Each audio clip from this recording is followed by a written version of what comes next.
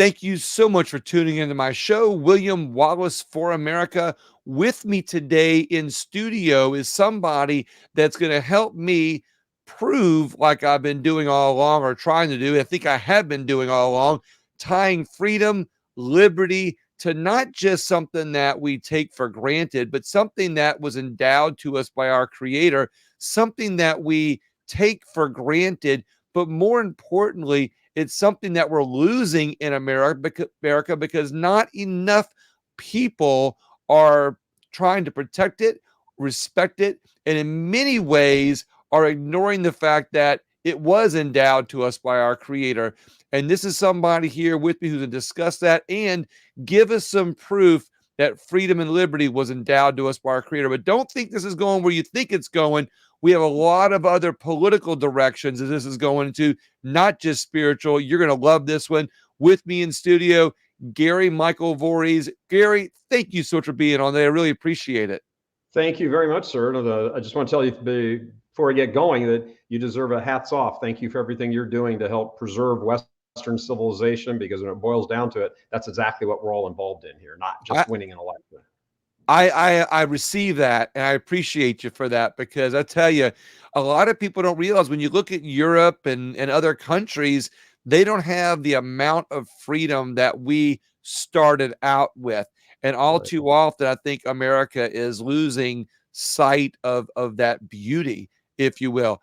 Gary, let's talk about a little bit about your background, where, your background, how you got started in the freedom liberty movement, what kind of, injected that passion in your veins to get started in what you're doing. Well, I mean, ultimately, I think it boils down to injustice.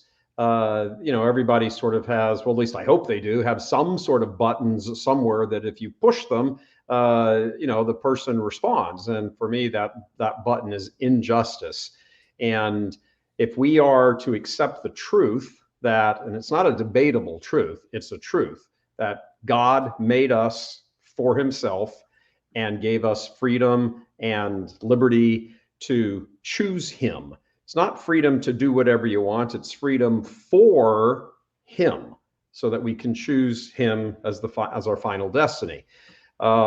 When that gets ignored by people, governments, particularly governments, but even individuals, that you now become an object of injustice from them, by them, that should ignite something in you. So we have rights. Every human being has certain rights given to us by God. Some of them are enumerated there in the Declaration of Independence and the Constitution: life, liberty, pursuit of happiness. I mean, liberty, liber, freedom. But there comes you're given life by God to do what? Choose him. And the pursuit of happiness is that. It's not this, I'm going to have 2 homes and a vacation home and a boat. And I mean, yes, those are all fine. They certainly aren't guarantors of happiness by any stretch. Does money make material life more easily lived? Yeah, for the most part, probably. But there's more to us than just material beings. We're spiritual beings. We are spiritual beings having a human experience.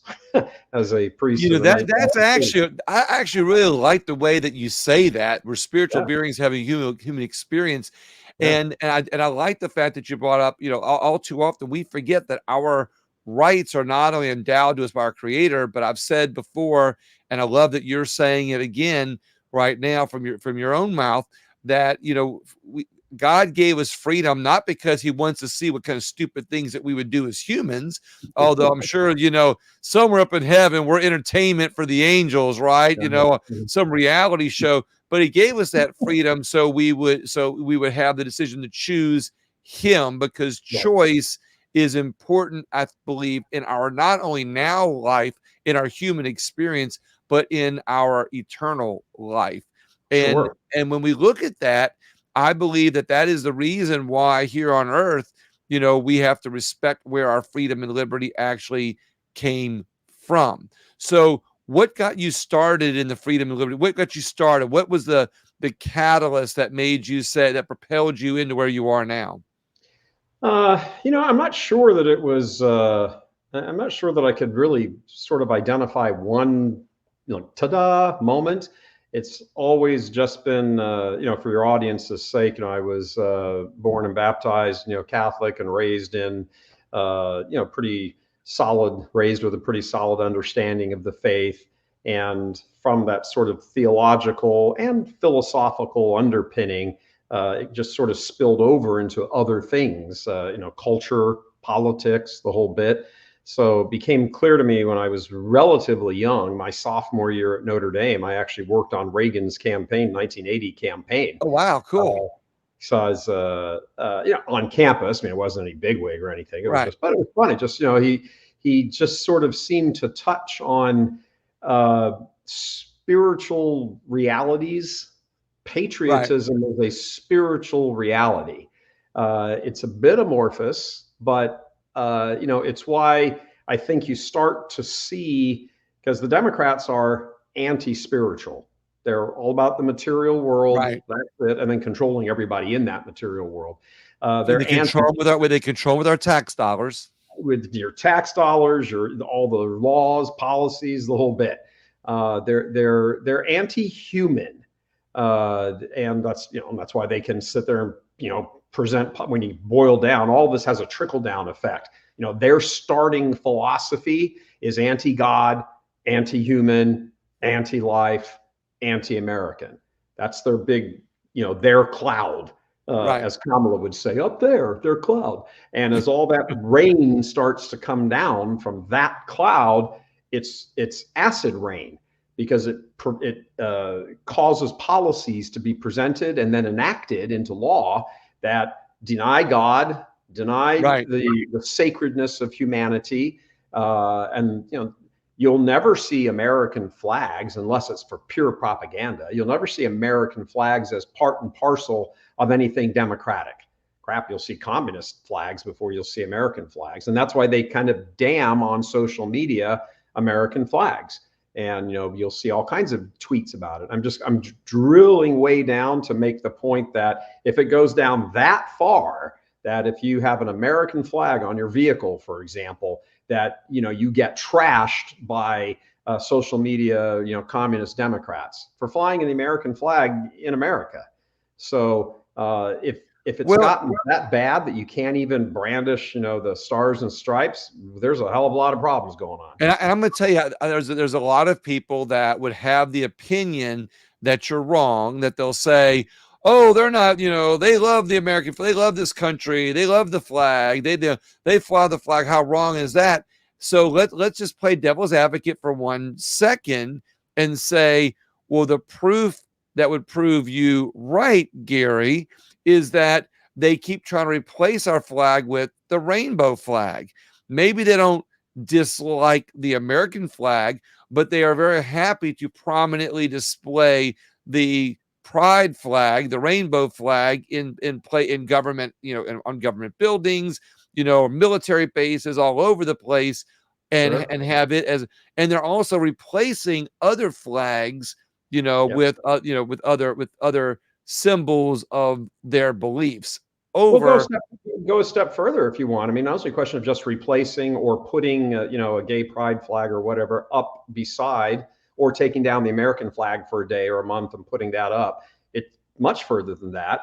People who are on the Democratic side, that philosophy, I'm not talking about people who are necessarily I mean, just registered just voters. recently they took an American flag down and put up a Palestinian flag. Sure. And then what did they do with the American flag? They burned it. They stepped on it. They did Right. everything, as far as I know, did everything except defecate on it. Right. These are not the actions of people who are patriotic, who are patriots, who believe in patriotism. Can you be upset with your country about this, that, or the other? Sure. Can you work, therefore, then to change things? Do you have the freedom, to come back to freedom? Do you have the freedom in America to change things for the good, for the common good, to fight, as fight for the common good? Yeah, you do. But these people don't want you having that freedom.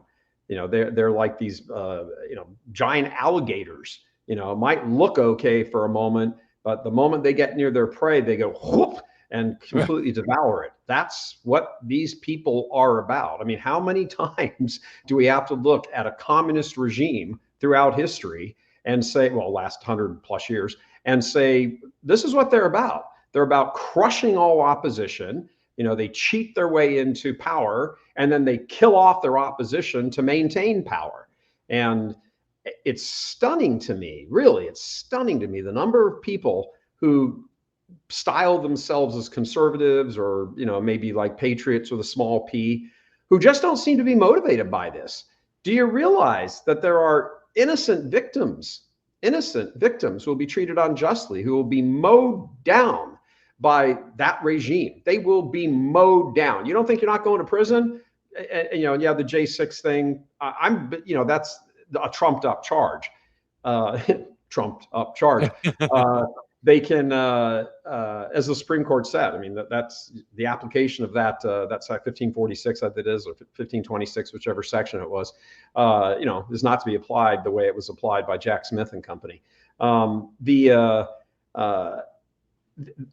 When you get to a certain point and the scales have tipped enough, they don't need a law. They don't need a law. All they need is just raw power. And that's what this election is about. I mean, when you have somebody like Elon Musk, who's an agnostic, Elon Musk understands on some level the spiritual nature of this, that the qualities that Western civilization is being has come down to: patriotism, free speech, liberty, censorship is wrong, all of these kinds of things. He's skimming the surface, but he's on the right ocean. Underneath that ocean are straight up Christian principles of liberty, freedom, patriotism.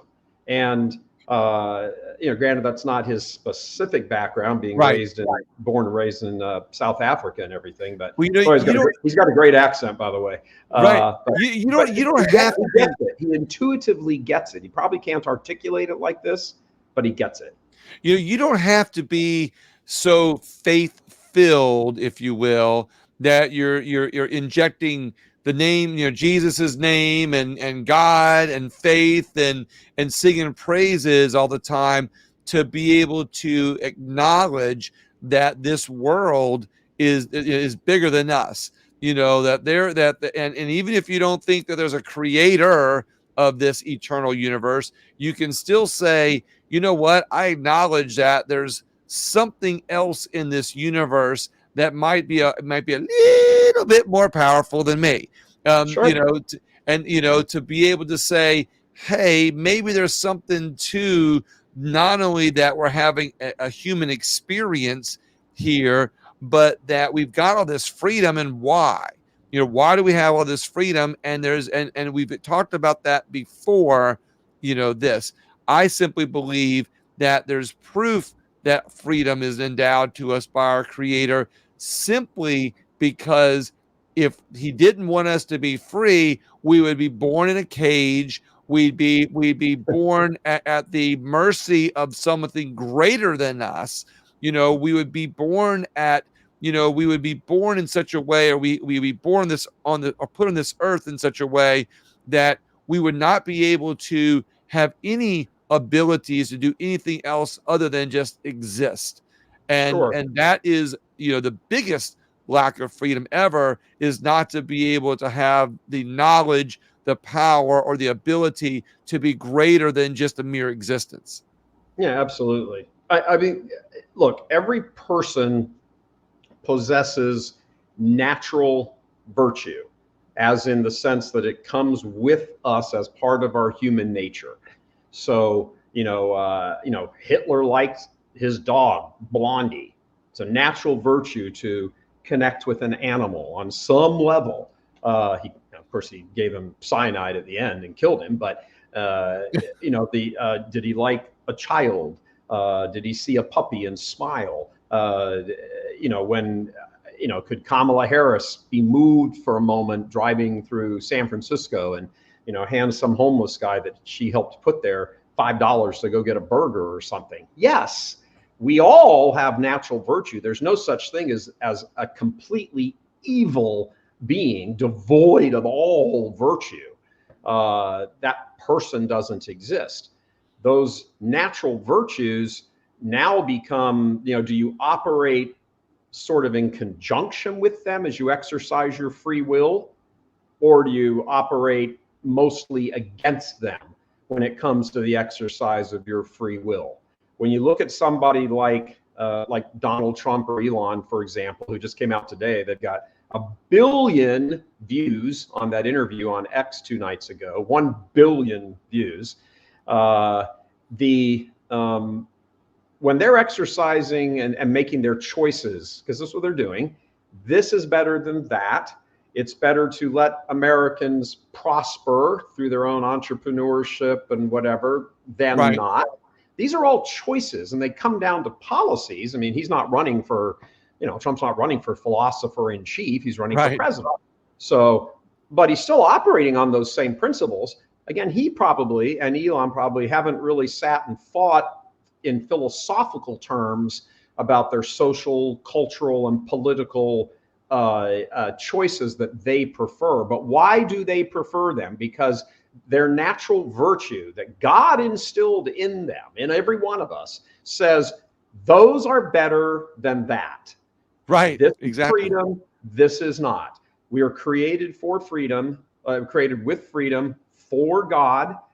The exercise of natural virtue, even by an agnostic, is a movement toward the good, and the ultimate good, the highest good, of course, is God.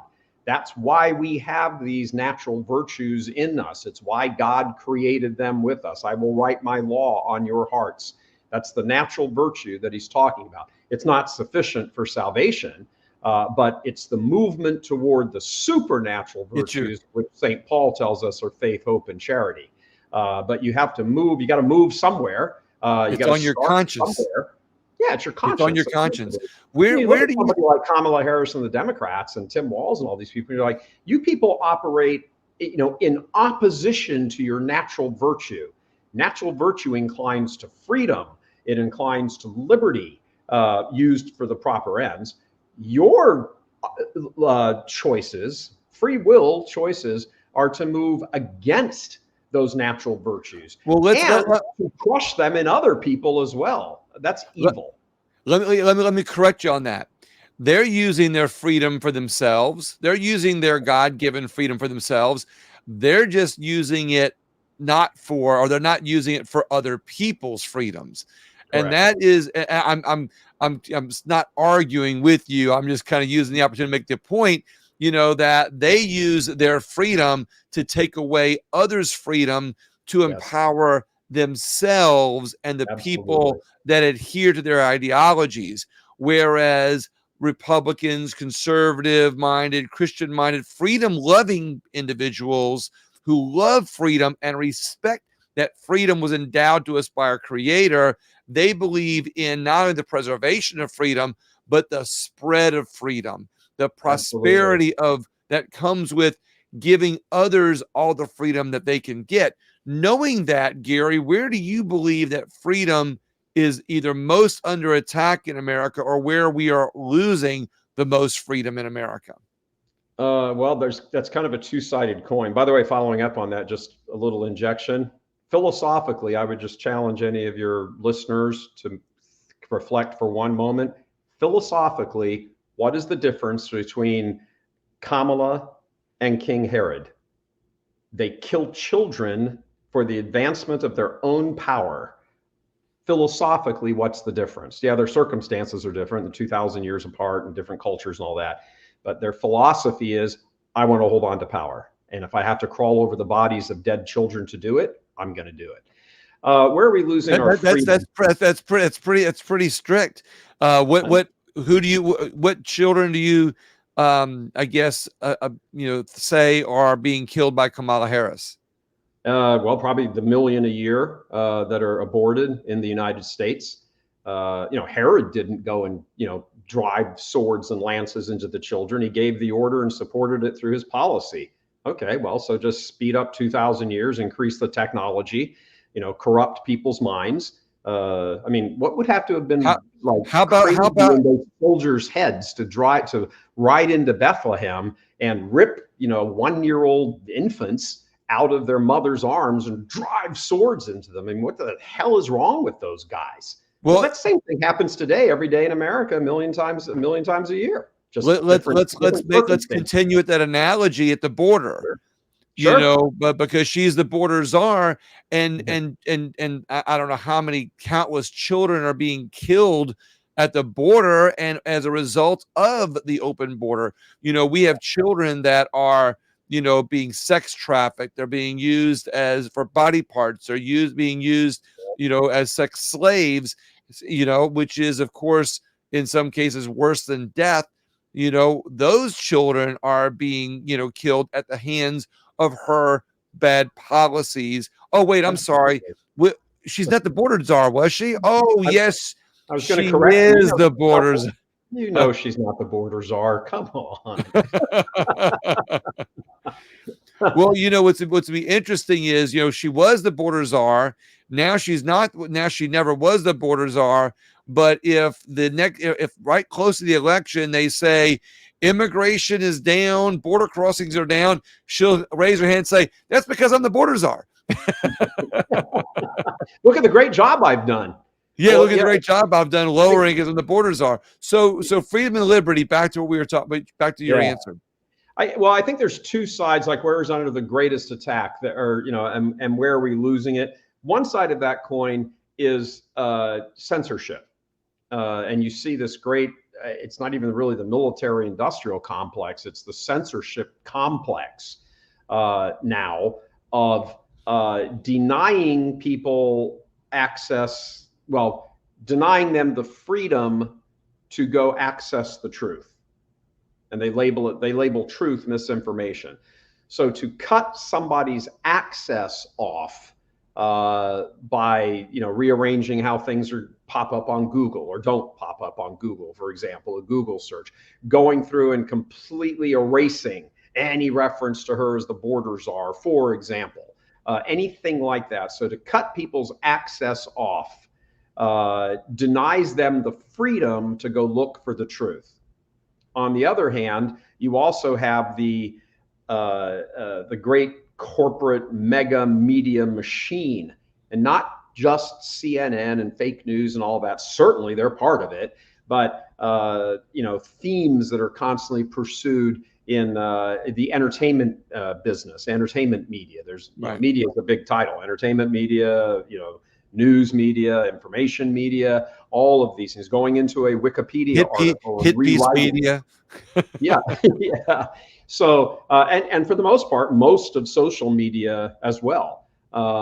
So to censor somebody's ability to say the truth and deny somebody else's ability to access the truth, that's what freedom is. Freedom is given to us. It orients us towards the truth.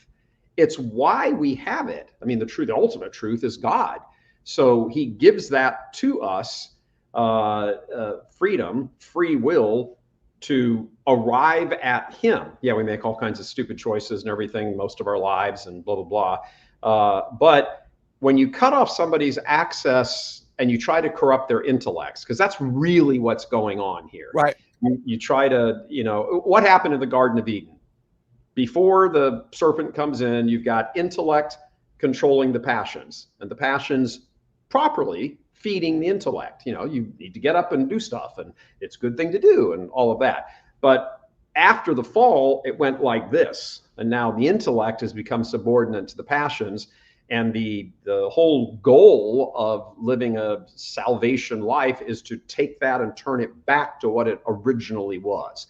So when your intellect is invaded by propaganda pushed heavily by the media industry, news, entertainment, movies, TV shows, music, everything, and your access to try to get information is also cut off, well, your dignity as a human being is being trampled on. And they don't care. And that's why I say they're anti-human. They have no reference to God. They have no reference to our anthropology, our spiritual and material anthropology as human beings. It's why they kill 1 million children in the womb, because they don't give a damn. Because to them, they're not human, or they're human that doesn't matter, probably more that. And they simply don't care. They're anti-God, they're anti-human, they're anti-life. And because there is a large portion of America that does believe those things, then they are opposed to that as well, which is why they'll crap on the American flag, burn it, yell at you if you got an American flag on your truck, call you crazies, domestic terrorists, and the whole bit. Did you listen to my show last night? I did not. Sorry. No, I know you did. I'm not putting you on the spot. It's because I talked about exactly this on my show last night. That we're controlled by narrative driven, almost like algorithms. We're tied to our personal devices. That drag us into these algorithms, and we only watch what what's put in front of us that we like or that we stick to. And I always tell people, break away from those reality algorithms, those algorithms that are coming to us from exterior forces, if you will. Because I always encourage my right-wing friends, watch some left-wing media, like jump out of those narratives, and you will see what the other side is saying. Not that you should be informed that way or adhere to it, but so that way you can see how they're thinking. Just like I want them to do the same with the right wing. Not that I'm trying to get anybody to change their sides, but when everybody starts listening to all the facts, we'll realize that we actually have more in common with the truth, because of what you said, that God wrote truth on our hearts. Our conscience will tell us what's true and what's not, instead of those algorithms that we're receiving, draped in narratives that are being fed to us for the purpose of control, instead of perpetuating freedom and liberty and letting that run through our veins instead. And Absolutely. so that's kind of how I say that, because look, I don't agree with the left, but I'll watch, CNN, MSNBC, not regularly, but I'll watch it because, when you hear what they're saying, it helps the truth come out even more sometimes, in my opinion. And sometimes the truth isn't, and sometimes the truth isn't from my side. Sometimes you see how much we're being swayed from the truth, because the far right and the far left doesn't want us to know truth. They want us to be embedded and indoctrinated with the narratives. And when we cut out those algorithms out of our head, more of us will come together on the truth that God wrote on our hearts. Yeah, absolutely. I couldn't agree with that more. Truth is singular. There's no such thing as your version or my version of truth. Those are called opinions, and they correspond to the truth, or they don't, or they approach it, or they depart from it here and there. But there's only one truth. Truth is an objective reality, and we are wired for that. I mean, how many people, times do you see, a 2-year-old or a 3-year-old, they want to know the truth. Why is the grass green? Why is the sky blue? Or those incessant questions of everything. Why this? How? Why? Right. Because we're wired to want to know the truth. We want answers. Nobody walks up to a friend and says, "Hey, lie to me." Nobody says that. They say, "Tell me the truth." No, well, maybe not. Well, I don't really think I want to hear the truth. And I mean, because it's an objective reality. Well, sometimes there's some people who don't want to know the truth, because someone disagree with you a little bit, but only enough to make this. Sorry, let me correct that for a second. I don't mean that there aren't people who don't want to know the truth. I'm saying nobody walks up to you and says, "Hey, lie to me." They may say, "I don't want to hear the truth right now," but nobody wants to be lied to, because you don't have any basis. You have nowhere to sort of plug into that to make decisions about your life. When people are seeking $500 million, give me $500 million for it. Well, nobody wants to be lied to. about something, and because people make their decisions based on information or lack When thereof. when people are seeking information or they're seeking the truth, they don't want to be lied to. And I'm only being not argumentative, but differing with you a little bit to make this point. I Hmm. always say that I find that there are many Americans that would rather believe a small lie because it's easier to digest that small lie than it Sure. is a bigger truth. For some Absolutely. people, the truth is just unimaginable. It's out of the narratives. It's out of the algorithms that they've been fed for so long. And they go, wow, I can't handle that I can't handle the thought that our elections might be getting tampered with.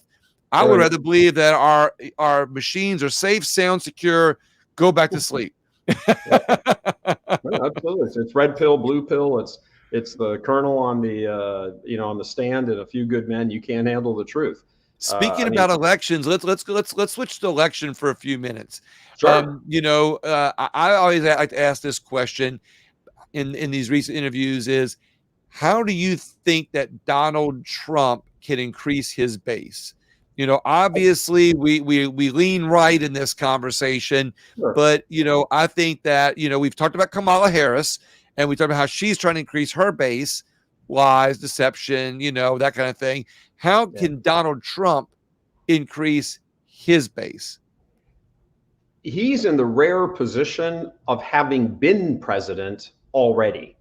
He can point to his record and just remind people, and he's actually on fertile ground here because an overwhelming number, it's like 67% or something like that, of the American electorate already believe, rightfully and truthfully, corresponding to the reality, that economically they were better off under Donald Trump. That's it. I mean, so I think he has to stress that here is my record as president. This isn't things I'm going to do. This is things I've already done and I will repeat. So you need to look at the Democratic Right. policies and plans and whatever and say, disaster, let's bookend them with what I did and what I will repeat. And you have no reason to believe me that I'm not going to do the same things I've already said I'm going to do because I've done them before. Right. So let's talk about joblessness. Let's talk about minority owned businesses increasing. Let's talk about single women job opportunities and entrepreneurship opportunities, small business opportunities. Let's talk about the increase in education, the lowering of crime, the practically negligible inflation rate. Let's talk about $1.73 gas. I mean, he's got so many things. I think all he has to do is simply remind people of this. He's got, I mean, yeah, there's 82 days or whatever to the election. But early voting starts in a month. I mean, the election now is, it's a 60-day. You mean election season starts Yeah. in a month?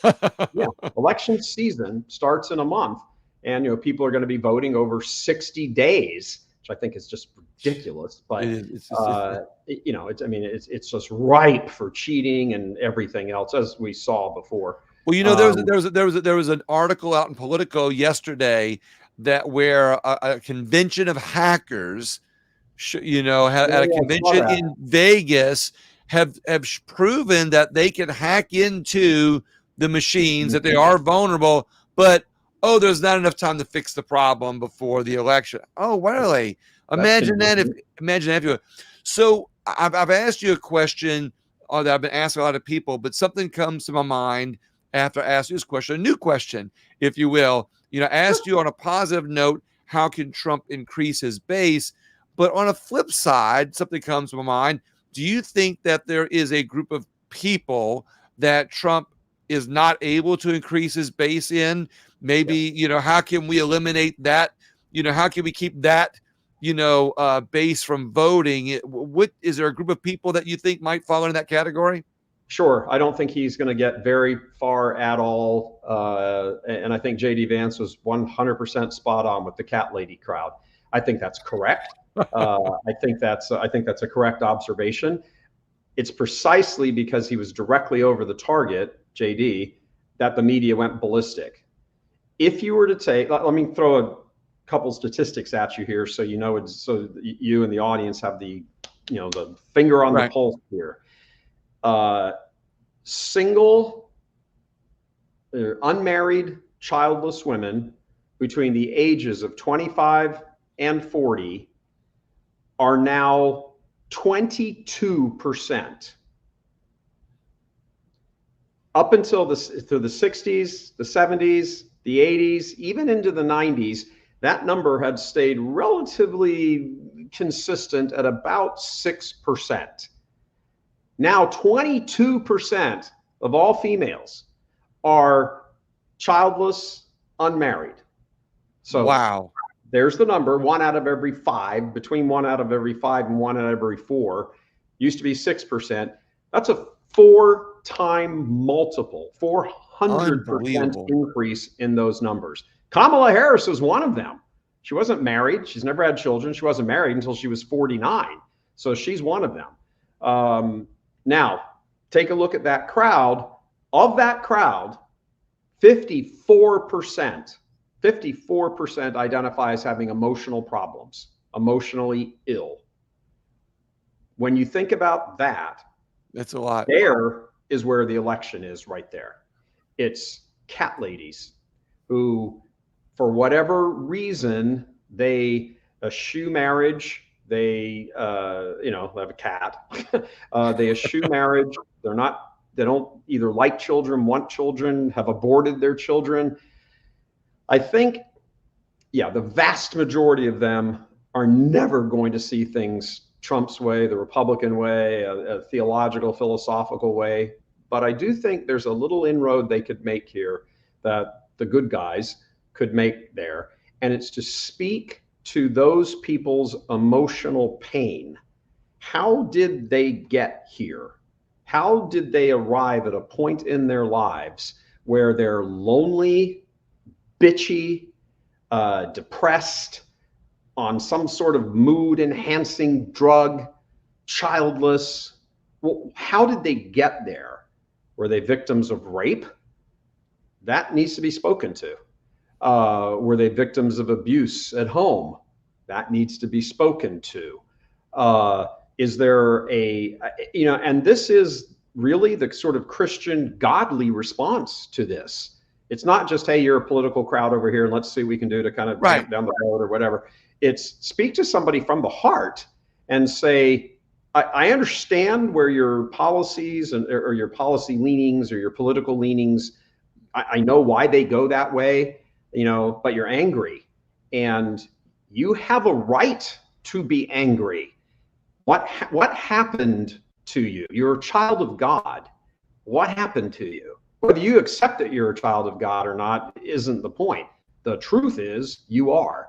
What happened to you? Who did something to you? You know, what's the source of the pain that is so horrible to you? You don't want to face it, so you're going to take it out on the electorate and get them to vote that you're okay. Like you need some sort of affirmation in your illness.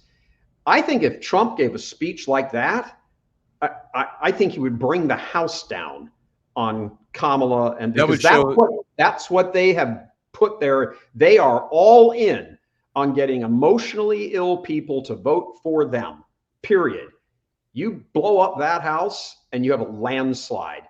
And it's not just a landslide, it's to actually begin treating and talking about these things. How many of those women over there murdered their children because emotionally they thought they were blackmailed into it?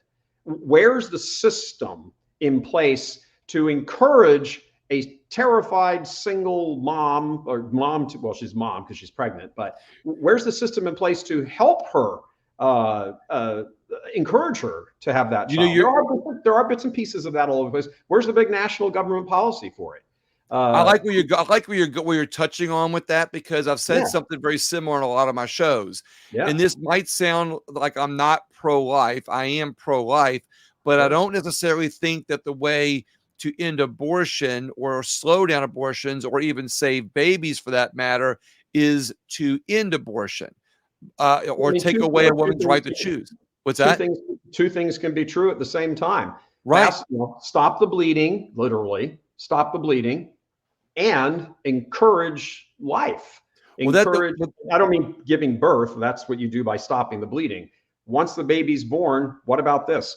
What about the other? I mean, half of America is on some sort of government dole. And it's been instituted in the Great Society War of Lyndon Johnson. It's been instituted in order to create a Democratic voter base. And as Trump said in 2016, talking largely to African American population, but not exclusively, vote for me. What the hell do you got to lose at this point? That's true. There's a truth there. Again, it's that truth coming again from his natural virtue to look at a population that's been decimated, more than decimated, because that means 10%. I mean, we're talking about 50%. Well, I always say that we could save more babies if, and again, you're touching on the direction where I was going with this is, if we could save more babies, if we made families great again, so to speak, if we did things to rebuild the family and we did things that promoted adoption, we did things that took care of, like you said, women that have been raped, women that have been abused, if our government and we as a society promoted more assistance for women, that were in those situations, offered more support, we would encourage life and women would be making decisions more to save their child than to abort their child. If we offered more things to be able to do that, that stopgap measure. Now it's, if you have your child, here's financial aid. What do we do to help the women out in the interim that want to have a child, adoption, whatever the case may be? There's ways to encourage life without taking away a woman's right to choose. And I think that we bring more people together from the pro-choice side over with us to fight for ways to take care of women in a better way and promote adoption. And that's just a simple stepping stone for me. That's not the end all be all necessarily, because I am pro-life, but I think it helps out our society in the future. Well, I mean, it's absolutely a missing ingredient. I mean, where most of these efforts that we're both speaking of, helping the woman and all that, most of these things are little private grassroots efforts, usually done by some church group of some sort, or even if it's not an official church group, it's people who go to church.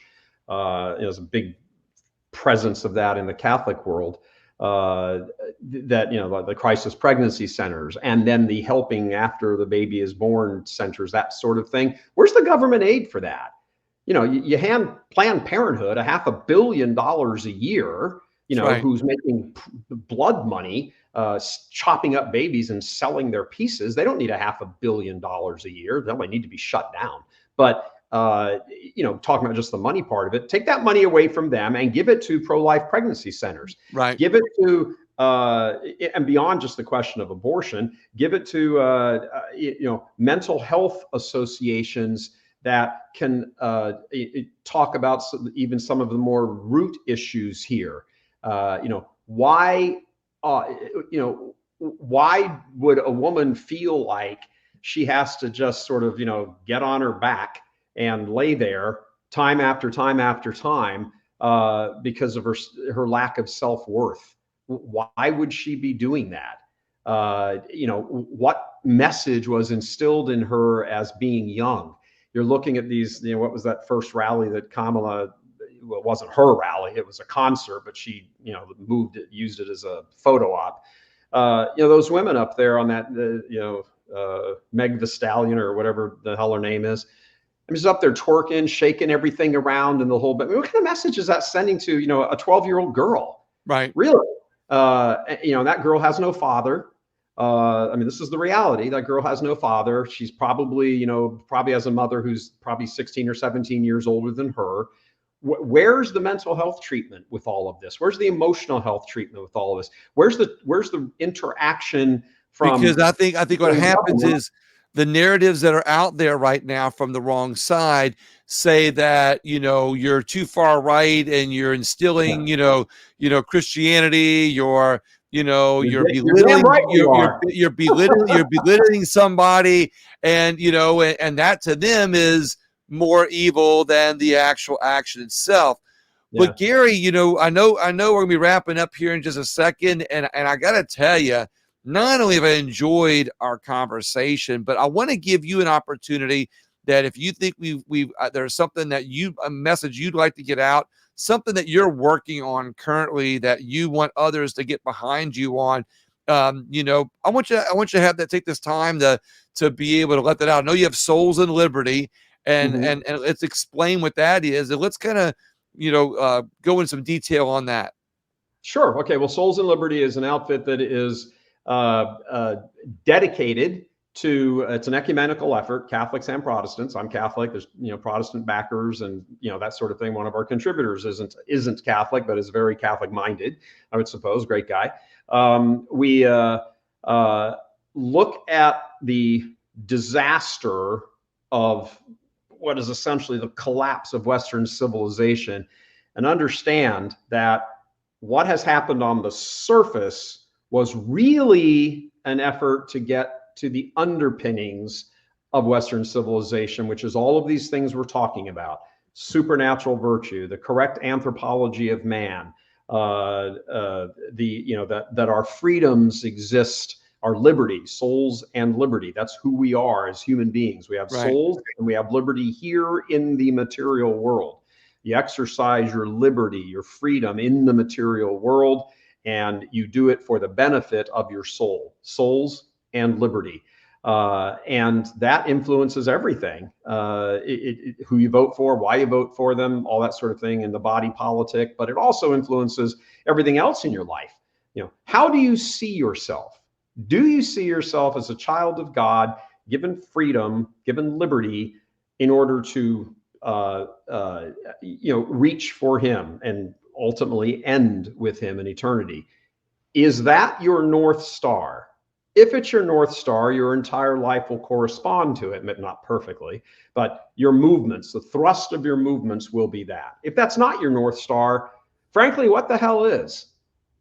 I mean, that's a good question. What's the other side of that coin? Well, that other side of that coin is you just make up your own truth. That's stupid, intellectually bereft. Well, you've got your truth and I've got my truth. No, you don't. That's your opinion. It's wrong. One truth. One truth.